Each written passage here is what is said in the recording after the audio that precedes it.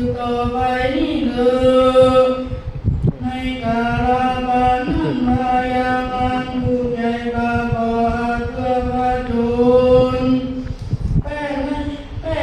ยังมาหาดินเจ้าให้มันก็เกียรติแก่มาหาดินเจ้ามากนักมันก็ลงมานี่เรามีตัวเป็นวัวโอสุภาระตัวใหญ่นักประมาณเท่าดอยมีเขาเลี้ยงแถวนักเป็นเขามาตาทำเสียงอุดหัวยิงนักมีใจใครมาย่ำยีเชียยังพาลีน้ำมันกับตังเครื่องตั้งหลายอันนายาสีดามาสุกาลังคือตาทำตามกาลีน้ำมันกับตังเครื่องสักการะบูชาไว้นั่นแหละส่วนมามหาอุปาผู้ถิ่นเจ้าคุณนั่นก็มามีเรามีเป็นเสือโคร่งตัวหนึ่งใหญ่กว่าหัวอุสุภาระตัวนั้นเล่นเข้ามาเพื่อว่าจะฝึกกันกาบหัวอุสุภาระตัวนั้นเล่นเสือโคร่งตัวนั้นเข้ามาก็สะดุ้งตกใจ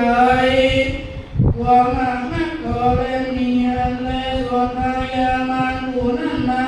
ที่อันเป็นหัวอุสุภาระนั้นเสียละก็มานี่เรามีตนเป็นพายานาตัวนั้นมีอุตตมังอาเจอันกาทำลึกพังขึ้นใหญ่นักเข้ามาเกิดจะก็จะพูตัวนั้นในเมืองอาเจเจ้าอันมายามันตัวนั้นเข้ามาต่อลาวิอันเป็นเสือโคร่งนั้นเสียละก็มานี่เรามีตนเป็นพายาผู้ตัวหนึ่งใหญ่นั่งมีมาแต่อาการมีสะพอยปางอันใหญ่ยาวนักลงมาด้วยกำลังปีนแห่งดวงเกิดจากสักเอาพายาตัวนั้นแหละส่วนพายาตัวนั้นเองอันพายาผู้เข้ามานั้นมีใจอันกลัวว่าอาจจะอยู่ในก่อเล่นหนีไปหาแลส่วนพายามันผู้นั้นมาราพิอันเป็นพายานาเสียละก็มานี่เรามีตนเป็นมหายักษ์ผู้หนึ่งใหญ่นักมีถือคอเล็กใหญ่เต่าลำตังเข้ามาเพื่อจะตีพายาพูดย่อยไปว่าอันมาหาเด็กเจ้าเล่นกันยักษ์ตัวนั้นยักษ์ก็รอพิอันเป็นพายาผู้เสียละก็มานี่เรามีตนเป็นมหายักษ์ผู้หนึ่งใหญ่กว่ายักษ์ตัวนั้นเรามีมือถือคอเล็กอันใหญ่กว่าคอเล็กยักษ์ตัวนั้นมือลูกเป็นเปลี่ยนไว้มีตนนั้นใหญ่อีกนะเข้ามายืนดูสองแม่ยักษ์ตัวนั้นก็จะเสียแล้ว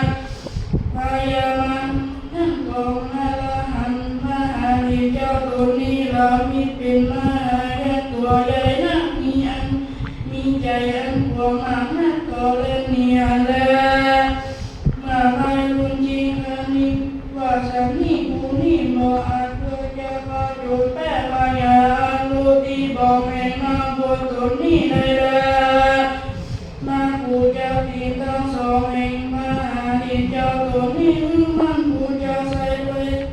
สักไปทุกนอกออกจะข่าววันอื่นซึ่งอันเสียงชีวิตไปตัวว่าอันแล้วพายามันลาพิษอันเป็นมา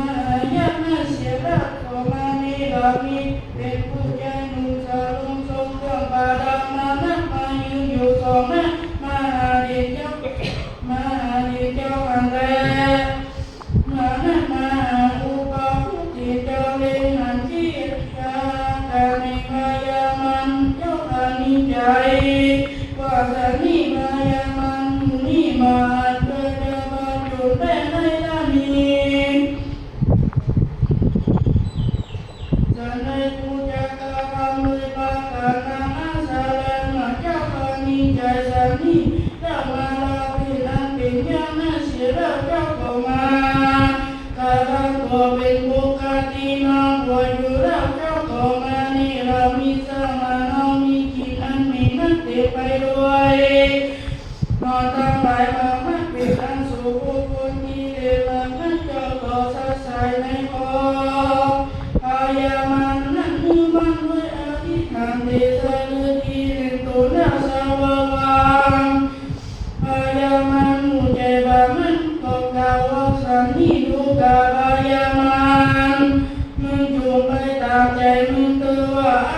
วายามันหูนั่นมี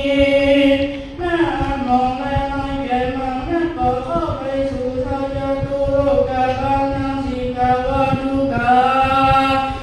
สัจตุโลกาลานังสิจงเอามามินิออกเสียแก่พ่อข้าของเธอส่วนเราส่วนเอาแก่ตุโลกาลานังสิกาวานุกาพายามาสมานังอานิบุคาลาผู้ใด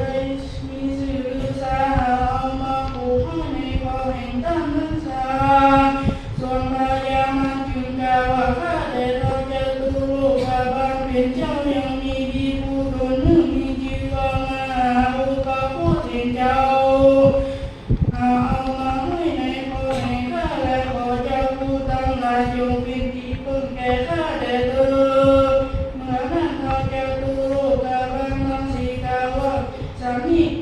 ผู้ตั้งหลายบอกอาเพื่อจะเอาสมานาอันนี้ออกเสียจากคอแห่งท่านได้แล้วเห็นดังนี้แล้วว่าอัน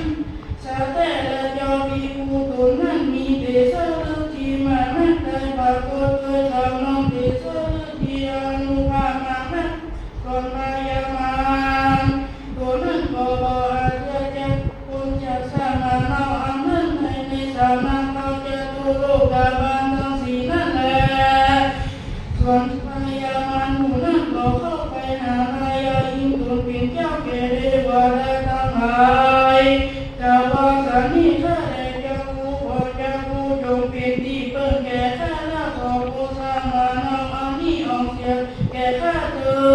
ดอายาอินทร์ว่าสันนิผู้ก็บอกอาเกิดเจ้าผู้สร้างมาเอาอันนี้เสียจากข้อแห่งตั้งได้แล้วเห็นว่าอันเจ้ามีผู้ตนนั้นมีเดชะฤทธิเดชะกำลังมานักแต่ส่วนพญามารผู้นั้นก็มีไปสู่สำนักพญาบุญนักกาวาสามีข้าแต่เจ้าผู้ขอเจ้าผู้จงเป็นที่พึ่งแก่ข้าแต่เธอจงเมตตาผู้สร้างมานาอันนี้อัน